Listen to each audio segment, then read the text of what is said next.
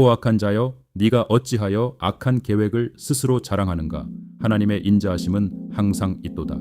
시편 52편 1절의 이 당당한 외침은 거짓과 권력이 판치는 세상 속에서도 결코 기죽지 않고 영원한 사랑을 노래하는 성도의 눈부신 영적 배짱입니다. 여러분, 살다 보면 꼼수를 부리고 남을 짓밟는 사람들이 오히려 더 승승장구하는 모습을 볼 때가 있습니다. 정직하게 살아가는 나는 늘 손해만 보는 것 같고, 내 이익을 위해 타인을 희생시키는 자들이 세상의 높은 자리를 차지할 때 우리 마음에는 깊은 회의감이 밀려옵니다. 과연 이렇게 착하게 사는 것이 맞는 걸까? 저들의 화려한 성공 앞에서 내 인생이 너무 초라한 것은 아닐까 흔들리게 됩니다. 하지만 오늘 우리가 만날 시편 52편은 그 악인들의 성공이 얼마나 부질없고 뼈대 없는 신기루인지를 아주 통쾌하게 폭로합니다. 혼란한 세상 속 변치 않는 진리를 찾는 시간, 철학이 묻고 시편이 답하다의 다비드입니다. 사람들의 비방과 권력의 위협 앞에서도 시들지 않고 도리어 푸른 감람나무처럼 싱싱하게 피어나는 거룩한 생명력의 비밀을 오늘 여러분과 함께 나누려 합니다. 오늘 봉독할 시편 52편은 다윗의 마스길, 즉 교훈시입니다. 이 시에는 아주 비극적인 역사적 배경이 있습니다. 다윗이 사울 왕을 피해 도망칠 때 제사장 아히멜렉이 다윗을 도와주었습니다. 그런데 에돔 사람 뇌기라는 자가 출세하기 위해 이 사실을 사울에게 밀고 했고, 그로 인해 무고한 제사장 85명이 몰살당하는 끔찍한 참변이 일어났습니다. 자신의 도피 때문에 죄 없는 자들이 죽었다는 엄청난 죄책감과 권력의 빌부터 악을 행하고도 당당하게 고개를 드는 덱을 향한 다윗의 분노가 이 시편의 출발점입니다. 그러나 다윗은 분노에 머물지 않고 영원토록 푸른 생명을 주시는 하나님의 인자하심으로 시선을 돌립니다. 악의 허무함과 의인의 아름다움을 대조하는 이 거룩한 시편을 나의 고백으로 삼으며 오늘의 성경 말씀 봉독하겠습니다. 포악한 자여, 네가 어찌하여 악한 계획을 스스로 자랑하는가? 하나님의 인자하심은 항상 있도다. 네 혀가 심한 악을 꾀하여 날카로운 삭도같이 간사를 행하는도다. 네가 선보다 악을 사랑하며 의를 말함보다 거짓을 사랑하는도다. 간사한 혀여, 너는 남을 해치는 모든 말을 좋아하는도다. 그런즉 하나님이 영원히 너를 멸하시며 너를 붙잡아 네 장막에서 뽑아내며 살아있는 땅에서 네 뿌리를 빼시리로다. 의인이 보고 두려워하며 또 그를 비웃어 말하기를, 이 사람은 하나님을 자기 힘으로 삼지 아니하고 오직 자기 재물의 풍부함을 의지하며 자기의 악으로 스스로 든든하게 하던 자라 하리로다. 그러나 나는 하나님의 집에 있는 푸른 감람나무 같음이여 하나님의 인자하심을 영원히 의지하리로다. 주께서 이를 행하셨으므로 내가 영원히 주께 감사하고 주의 이름이 선함으로 주의 성도 앞에서 내가 주의 이름을 사모하리이다. 아멘. 시편 52편은 시작부터 아주 강력한 대조를 보여줍니다. 포악한 자가 악한 계획을 자랑하는 그 순간에도 다윗은 하나님의 인자하심이 항상 있다고 선포합니다. 세상의 악이 아무리 맹렬하게 날뛰어도 우리를 덮고 있는 하나님의 언약적인 사랑, 즉 헤세드를 결코 덮을 수는 없다는 위대한 믿음의 선언입니다. 다윗을 분노하게 만든 에돔 사람 덱은 어떤 인물이었을까요? 그는 뿔 달린 괴물이나 흉측한 사이코패스가 아니었습니다. 그저 사울 왕의 눈에 들어 승진하고 싶었고 자신의 안위와 이익을 위해 타인의 목숨을 가볍게 여겼던 권력의 하수인에 불과했습니다. 그는 자신이 저지른 고발이 어떤 피바람을 불러올지 알면서도 혀를 날름거렸습니다.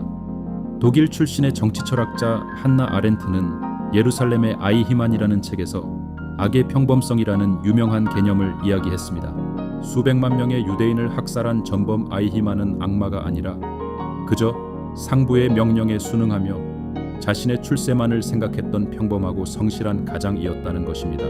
한나 아렌트는 타인의 고통에 공감하지 못하고 스스로 생각하기를 멈추는 무사유가 곧 끔찍한 악이라고 지적했습니다.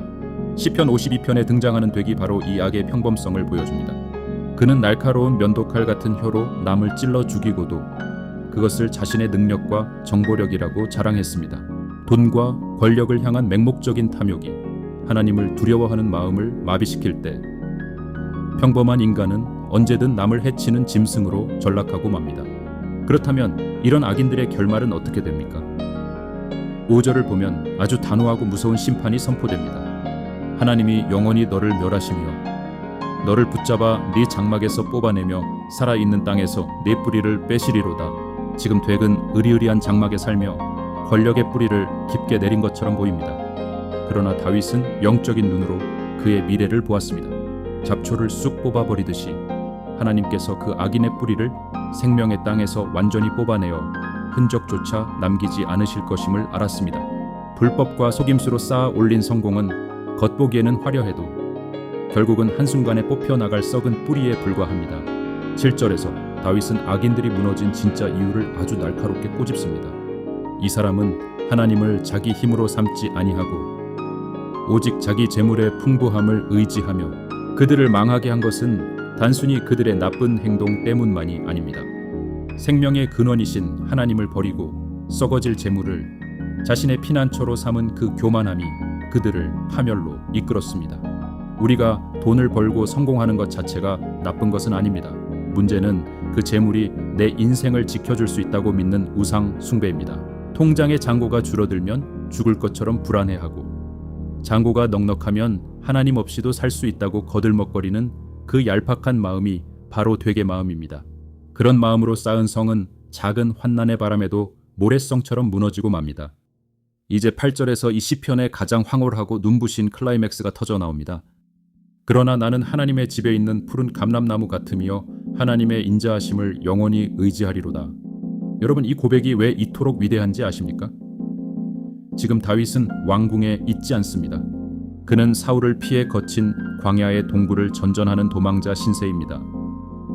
입을 옷도 먹을 양식도 넉넉하지 않은 쫓기는 자입니다. 겉모습만 보면 뿌리 뽑힌 마른 막대기처럼 초라하기 그지없는 인생입니다. 그런데 다윗은 거울에 비친 자신의 꾀죄죄한 현실을 보지 않았습니다. 그는 내면의 눈을 들어 자신이 지금 어디에 심겨 있는지를 보았습니다. 나는 광야에 굴러다니는 마른 잎이 아니다. 나는 비록 쫓기는 몸이지만 내 영혼의 뿌리는 하나님의 집, 즉 하나님의 맹렬한 사랑 안에 깊이 박혀 있다. 나는 성전에 심겨진 푸른 감람나무다 라고 담대하게 선언한 것입니다. 감람나무, 즉 올리브 나무는 팔레스타인 지역에서 가장 귀하고 아름다운 나무입니다. 척박하고 건조한 바위 투성이 땅에서도 생명력을 잃지 않고 사계절 내내 푸른 잎을 자랑합니다. 그 열매는 기름을 짜서 성전을 밝히는 불빛이 되고 사람의 상처를 치료하는 약재가 되며 왕을 세우는 거룩한 관유가 됩니다. 버릴 것이 하나도 없는 최고의 나무입니다. 다윗이 스스로를 이 푸른 감람나무에 비유한 것은 엄청난 영적 자부심입니다. 덱처럼 남의 피를 빨아먹으며 잠시 무성해진 잡초가 아니라 비바람이 몰아치는 광야에서도 사시사철 푸르고 싱싱한 생명력을 뿜어내는 나무. 이것이 바로 여호와를 의지하는 성도의 진짜 정체성입니다. 감람나무가 그토록 척박한 환경에서도 푸를 수 있는 비결은 단 하나, 그 뿌리가 깊은 땅 속의 수맥에 닿아 있기 때문입니다. 다윗의 영혼은 하나님의 인자하심, 즉 영원한 헤세드의 사랑이라는 마르지 않는 수맥에 닿아 있었습니다. 사랑하는 여러분, 환경이 나를 메마르게 하는 것이 아닙니다. 내 영혼의 뿌리가 어디에 박혀 있느냐가 내 인생의 푸르름을 결정합니다. 프랑스의 사상가 시몬 베유는 이렇게 말했습니다. 깊이 사랑하는 사람만이 가장 어두운 밤에도 길을 잃지 않는다. 다윗이 광야의 추운 밤과 원수들의 살기, 어린 눈빛 속에서도 미치지 않고 길을 찾을 수 있었던 것은 하나님을 향한 깊은 사랑과 신뢰가 그의 마음을 꽉 잡아주었기 때문입니다.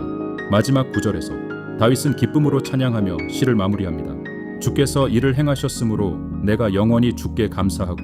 아직 사울은 시퍼렇게 살아있고 다윗의 도망자 생활은 끝나지 않았습니다. 하지만 다윗은 하나님께서 이미 악인을 심판하시고 자신을 구원하셨음을 과거 완료형으로 선포하며 감사를 드립니다. 이것이 기독교 신앙의 꽃인 선불 감사입니다. 문제가 해결되어서 감사하는 것은 누구나 할 수 있습니다.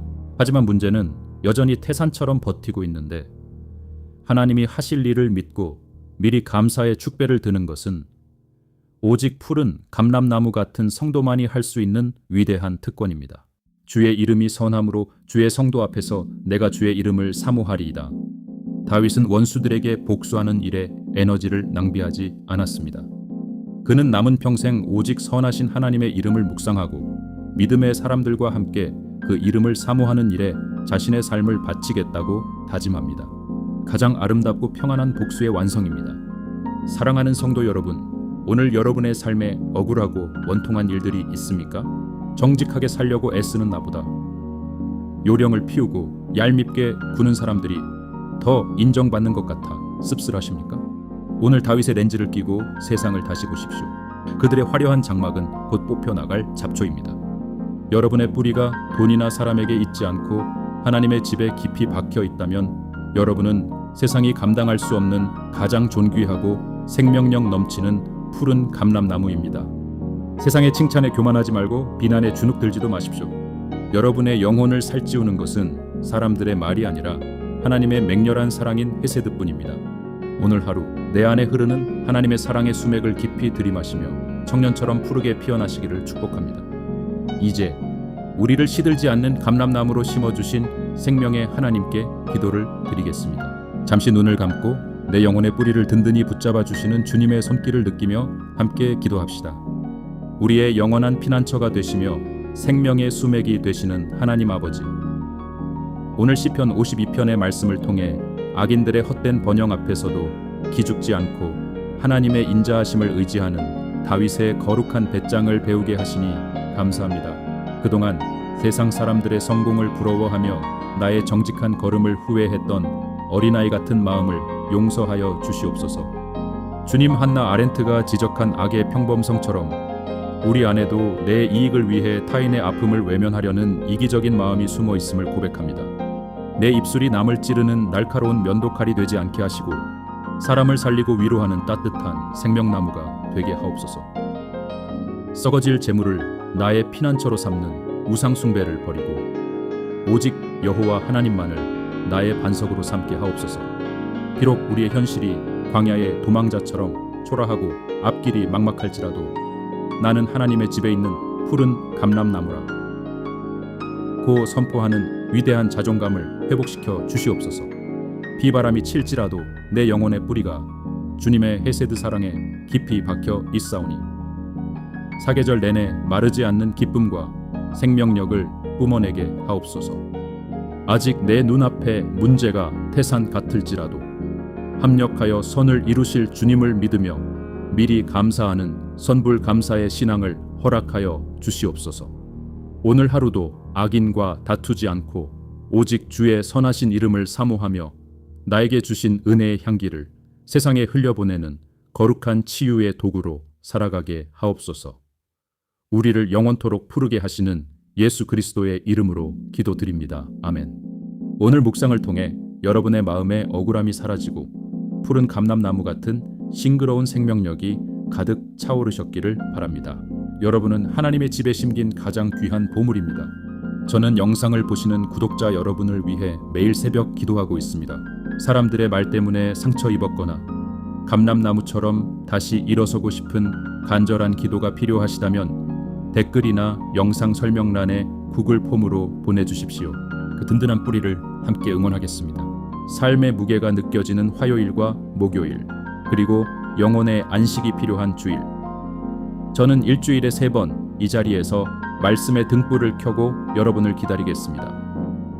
다음 시간에는 어리석은 자는 그의 마음에 이르기를 하나님이 없다 하도다 라는 탄식 속에서 무너진 세상을 향한 구원을 부르짖는 시편 53편으로 깊은 은혜를 나누겠습니다. 오늘의 묵상이 메마른 광야를 걷는 여러분에게 영원히 마르지 않는 생수의 기쁨이 되었기를 간절히 기원합니다. 여러분은 결코 시들지 않습니다. 하나님의 사랑이 여러분을 영원히 푸르게 지키십니다. 감사합니다. 아멘.